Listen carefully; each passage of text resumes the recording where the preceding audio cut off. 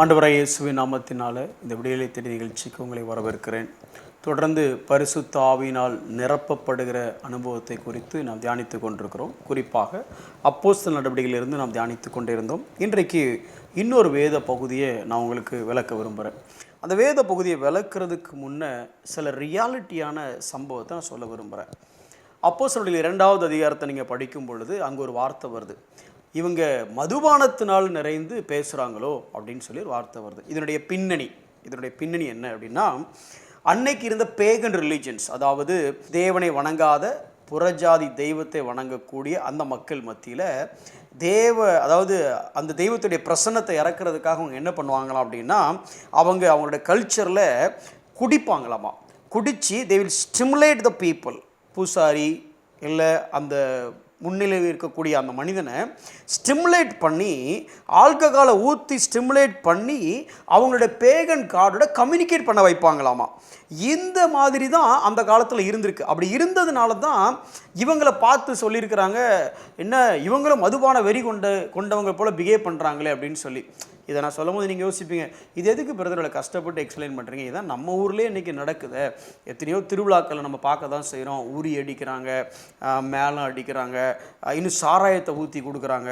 இதெல்லாம் குடித்து அவங்க தெய்வம்னு சொல்லப்படுகிறவங்களோட பேசி காரியங்களை சொல்கிறாங்கல்ல பிரதர், இது நடக்கத்தானே செய்யுது அப்படின்னு நீங்கள் நினைக்கலாம். இல்லை இன்னும் ஒரு சிலர் இப்படி நினைக்கலாம், இதை சொல்கிறதுக்கு ஏன் இந்த தம்பி இவ்வளோ கஷ்டப்படுறாரு, நம்ம சர்ச்சில் எதனா நடக்குது, சாரி அவசரப்பட்டு சொல்லிட்டணும். இப்போ அதுக்கும் அவங்க உரி அடிக்கிறாங்க, மேலே அடிக்கிறாங்க, என்ன தெய்வத்தோடு கனெக்ட் பண்ணுறதுக்கு. இப்போ நம்மளுங்க என்ன பண்ணுறோம், கொஞ்சம் மாற்றிக்கிட்டோம், அவ்வளோதான். கொஞ்சம் வெஸ்டர்னைஸ்டாக இருக்கிறோம், அது கொஞ்சம் இந்தியனைஸ்டாக இருக்கிறோம், கொஞ்சம் வெஸ்டர்னைஸ்டாக, அவ்வளோதான், அப்படி தான் இருக்கிறோம்ல. ஆனால் இந்த இந்த இந்த மெட்டஃபோரை பவுல் பயன்படுத்துகிறார். எப்படி? இவங்களுக்கு சாராயத்தை ஊற்றி கொடுத்து அவங்க தெய்வத்தோட கனெக்ட் பண்ணுற மாதிரி.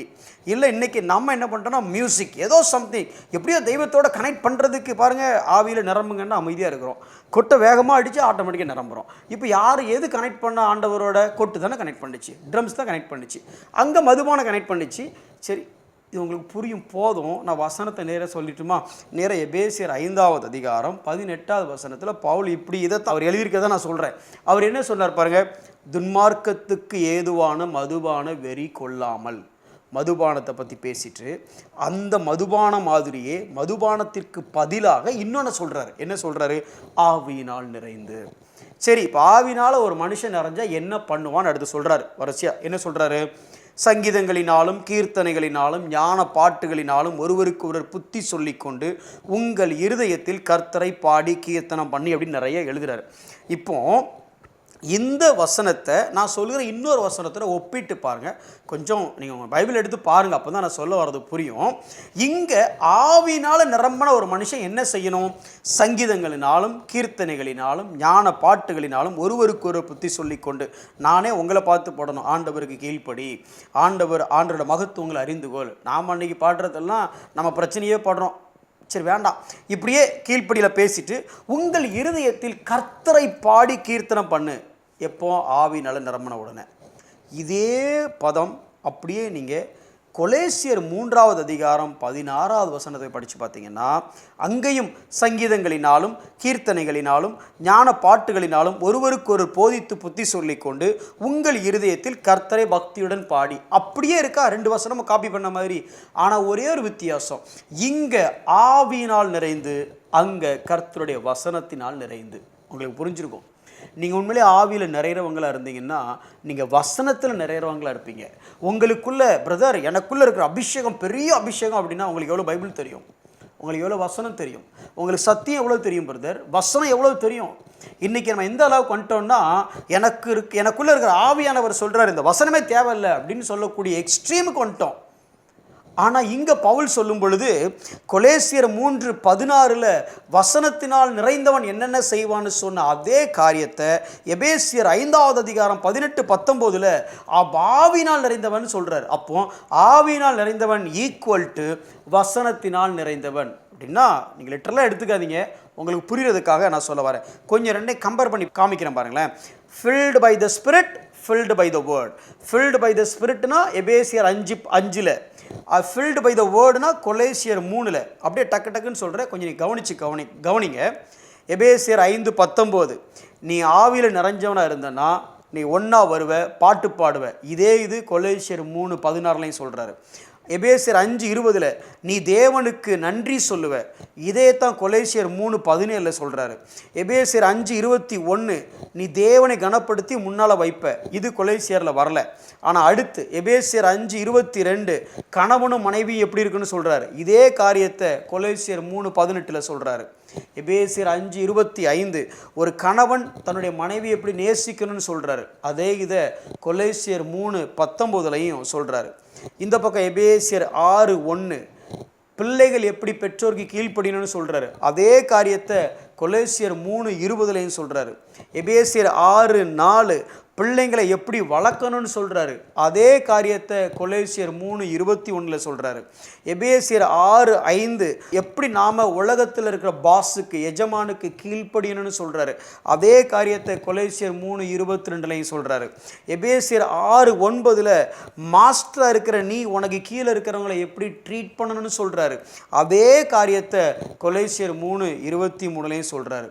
அப்புறம் எபேசியர் 6:11-12 பிசாசுக்கு எதிர்த்து நில்லுங்கள்னு சொல்கிறாரு. இந்த 2 பகுதியையும் ஒரு ஸ்னாப்ஷாட் மாதிரி நான் உங்களுக்கு காமிச்சேன். எது எபேசியர் 6வது அதிகாரம், கொலோசியர் 3வது அதிகாரம். எபேசியர் 6 எதை பற்றி பேசுதுன்னா ஆவியில் நிறைந்தவனை பற்றி பேசுது. கொலோசியர் 3வது அதிகாரம் எதை பற்றி பேசுதுன்னா வசனத்தில் நிறைந்தவனை பற்றி பேசுது. இன்றைக்கி நீங்கள் ஆவியில் நிறைந்தவர்களாக இருந்தால் வசனத்தினால நிறைந்தவர்களாக இருப்போம். இன்றைக்கி நமக்கு பைபிள் படிக்க ஆர்வம் இல்லை, பைபிளை தியானிக்க ஆர்வம் இல்லை, வசனத்தை கேட்க ஆர்வம் இல்லை, பிரசங்கத்தை கேட்க ஆர்வம் இல்லை, வேதத்தை ஆராய்ச்சி பண்ண ஆர்வம் இல்லை. ஆனால் ஆவியில் நிரம்புறதுக்கு மட்டும் ஆர்வம் இருக்குது, ஆராதிக்க ஆர்வம் இருக்குது, ஆடல் பாடலுக்கு ஆர்வம் இருக்குது, ஆராதனையில் உணர்ச்சி வசப்படுறோம், எக்ஸைட் ஆகிறோம். 1/2 மணி நேரம் ஒர்ஷிப் நடந்தாலும் நமக்கு பிரச்சனை இல்லை. ஆனால் வசனம் 5 நிமிஷம் மேலே போனாலும் 2 இமைகளும் ஒன்றை ஒன்று முத்தம் செய்கிறது. உங்களுக்கு புரியும்னு நினைக்கிறேன்.